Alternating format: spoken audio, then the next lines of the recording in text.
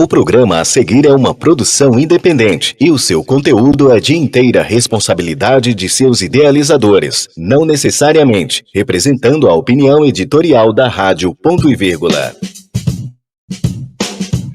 A dor e a delícia de ser uma mulher de mais de 40 anos. Vida pessoal e profissional. Vida financeira, amorosa, espiritualidade, relacionamento, cobranças da sociedade e tudo que uma mulher de 40 passa. A Rádio Ponto e Vírgula apresenta Mulher de 40, Isabela Fortunato. Olá, mulheres, tudo bom com vocês?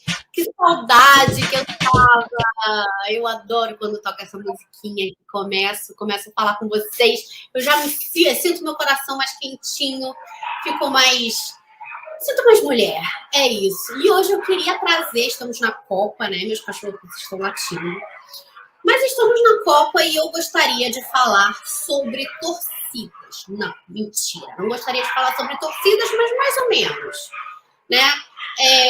Eu outro dia estava esperando pelo meu programa e assisti um outro programa em que duas mulheres estavam falando sobre empoderamento feminino, mas falando mal de outras mulheres. E ainda mais enaltecendo homens conhecidos por serem, como dizer, exacerbadamente machistas. Né? Eu parei de seguir todos esses grandes gurus masculinos, homens, para poder seguir grandes mulheres, porque assim o meu discurso, eu sentia que ele ia ficar mais afiado, mais feminino, para que eu pudesse citar mulheres, né? Para que eu pudesse exaltar mulheres. É um exercício que a gente faz. Enquanto a gente está escutando os grandes gurus, a gente vai citar os grandes gurus. Quando a gente escuta grandes mulheres, a gente cita grandes mulheres. Isso é natural, é um exercício que a gente precisa fazer. Né? Até porque essa coisa de levantar a bola das mulheres é algo novo até para nós mulheres mesmas, né? A gente não tem o hábito de falar bem de nós mesmas, não temos o hábito de falar bem uma das outras. E embora tenha, eu acho que o movimento de sororidade está tomando forma e tal, a gente ainda está, como disseram exatamente as meninas no programa, muito longe de acabar com o machismo. Mas o que a gente está fazendo para acabar com o machismo? Essa é a minha pergunta. Reproduzindo discursos machistas, a gente não vai acabar com o machismo. A gente precisa produzir novos discursos. E eu não estou falando aqui, gente, de machismo de homem que bate mulher, tá? Isso não é esse machismo que eu estou falando. Eu estou falando do machismo dos homens que dominam o mundo intelectual, o mundo do trabalho, né? Onde quase não tem espaço para a mulher. E não é questão deles, não.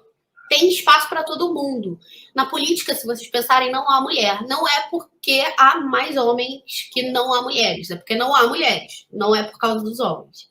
Né? No meu meio empresarial, por exemplo, no BNI, eu sempre falo aqui do BNI, as pessoas ouvem falar do trio feminino que está liderando o grupo no Rio de Janeiro.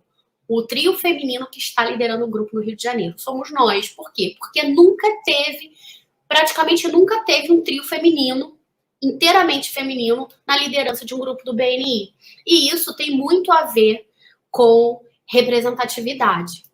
Né? A gente não vê mulheres em cargos de liderança. As crianças não veem mulheres em cargos de liderança. Logo, a gente presume que as mulheres que estão em cargos de liderança, elas se masculinizaram para chegar lá. Ou elas tiveram ajuda de alguém, ou elas trabalharam sem parar, como homens, né? Ou se uniram a homens fortes, ou seguem homens fortes. Né? Será que existe uma forma da gente chegar nesses mesmos lugares, sendo vulneráveis, sendo mães, filhas, ora sendo mulheres fortes, ora sendo mulheres fracas, mas com certeza sendo mulheres cíclicas, né? Errando, acertando, chegar lá diferente de homens, mas atingindo os mesmos lugares de poder, os mesmos patamares, os mesmos objetivos? Será que existe alguma forma da gente chegar nos mesmos lugares percorrendo caminhos diferentes? De formas diferentes? Será que tem lugar pra gente? Ou será que a gente tem que tomar esse lugar dos homens? Vocês já pararam para se perguntar isso? Eu, sinceramente, acho que tem poder para todo mundo.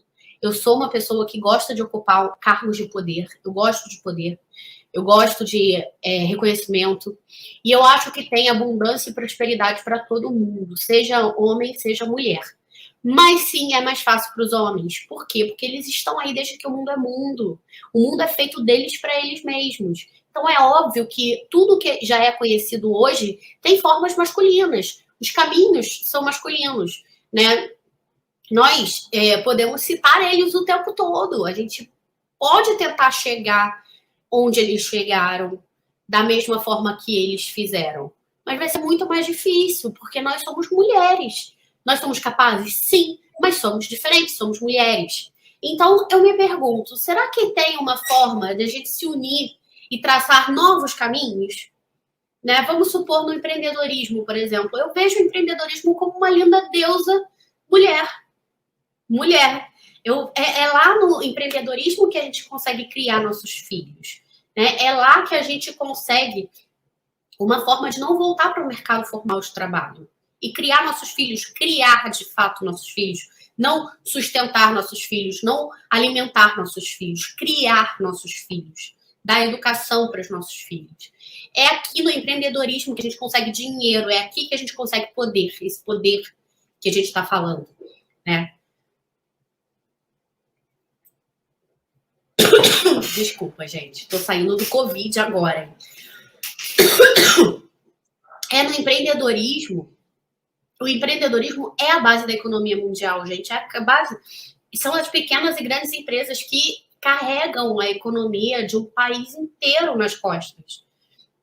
Então, assim, eu não consigo não ver o empreendedorismo como um lugar feminino, né? Eu não consigo. É um lugar onde a mulher tem sucesso, é um lugar de sucesso, e se as mulheres conseguirem dialogar, se unirem e dialogar de fato, realmente, em vez de se criticar, em vez de se diminuir, em vez de fazerem programas para falarem das mulheres mais fracas, ou das que atrasam, ou das que não trabalham como homens, a gente não vai conseguir construir um lugar de sucesso que seja bom para as mulheres.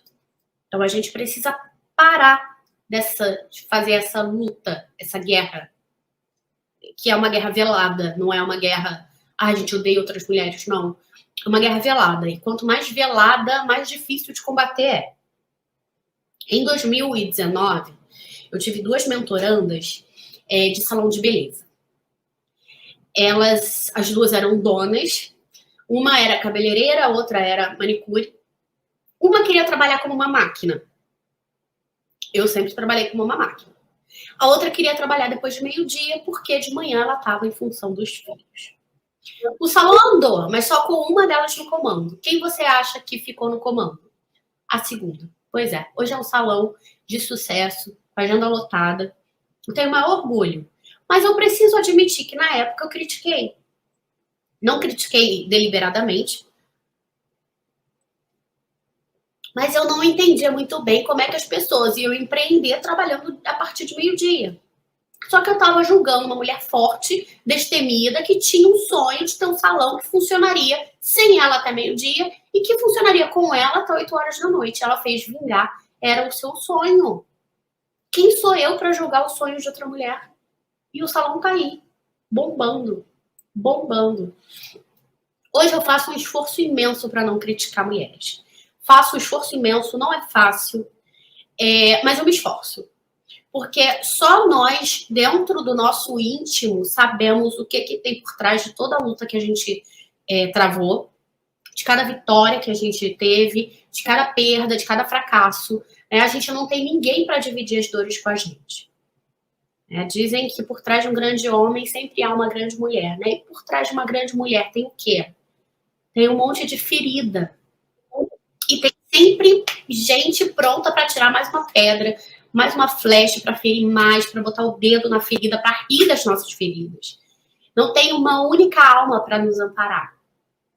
Então, acho que chegou a hora da gente mudar esse jogo, da gente se unir realmente, da gente consumir mulheres, consumir produtos de mulheres, de termos um discurso feminino no feminino, de fazer valer as mulheres que tem em nós, sem criticar e diminuir as mulheres que tem dentro das outras mulheres. Certo? Eu acho que só assim a gente vai conseguir realmente fazer um mundo de mulheres que seja habitável para as mulheres e que não seja sofrível como é esse mundo. Esse mundo, quando você pensa numa criança, uma menina, você pensa num mundo sofrível. Ela vai sofrer. E não tem que ser assim. As nossas filhas não têm que sofrer para chegar em lugares de alto escalão, para chegar em lugares de poder, para chegar em lugares de dinheiro. Elas não precisam disso. Por quê? Porque a gente vai construir um mundo muito melhor para elas, começando por não nos criticarmos tanto assim. Que tal? É um pacto meu com vocês, vocês comigo, para a gente poder diminuir um pouco esse ódio, essa onda de ódio, porque a mulher é puro amor, né? A mulher gera, e gerar é pura generosidade, puro amor. Então, eu acho que a gente deve pensar um pouquinho melhor nisso e botar nossa feminilidade a favor de outras mulheres, para enaltecer outras mulheres e não para rebaixar ninguém. Certo? Então é isso que eu queria deixar de mensagem hoje para vocês. Um ótimo fim de semana para vocês. Um beijo no coração e a gente se vê semana que vem. Mesmo horário.